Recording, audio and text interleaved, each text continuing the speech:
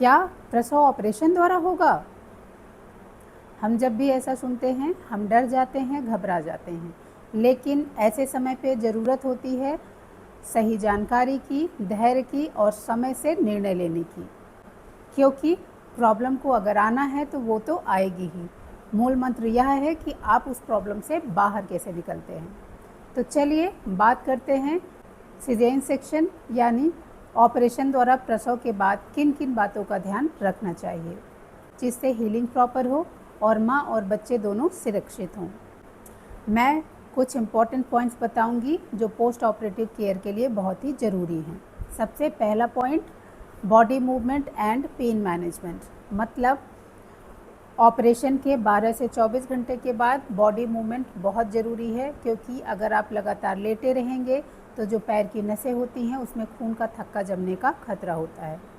इसलिए 12 से 24 घंटे के अंदर बॉडी मूवमेंट ज़रूरी है। इसके लिए आप इधर उधर करवट ले सकते हैं, बिस्तर से उठ के बैठने की कोशिश कर सकते हैं और चलने की कोशिश कर सकते हैं।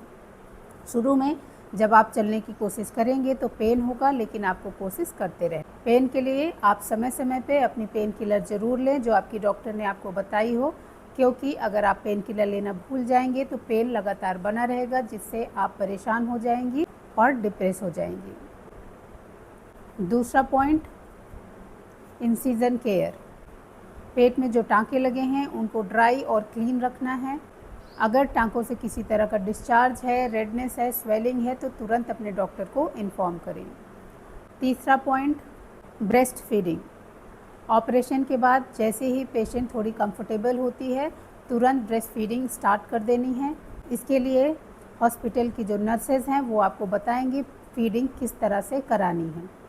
हर 1 से 2 घंटे के अंतर में बच्चे को ब्रेस्ट से ज़रूर लगाएं, चाहे दूध निकले या नहीं निकले, क्योंकि ऐसा करने से मिल्क इजेक्शन रिफ्लेक्स फास्ट हो जाता है और मिल्क जल्दी सिक्रीट होता है। और अगर आप ये सोचेंगी कि अरे दूध तो बिल्कुल निकल ही नहीं रहा तो बच्चे को क्यों लगाएं, तो दूध निकलने की प्रोसेस और डिले हो जाएगी और ब्रेस्ट मिल्क सिक्रीशन और डिले हो जाएगी। चौथा पॉइंट, ब्लैडर बाउल केयर।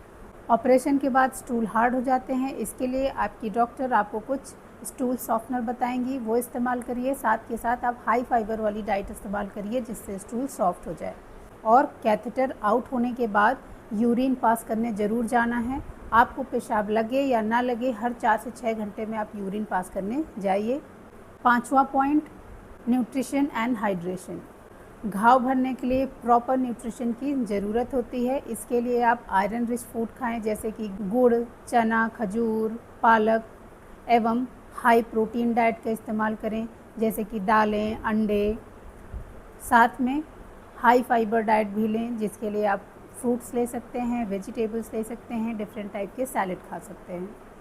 और हाइड्रेशन प्रॉपर मेंटेन रखें, मतलब दिन भर 8 से 10 ग्लास पानी ज़रूर पीजिए।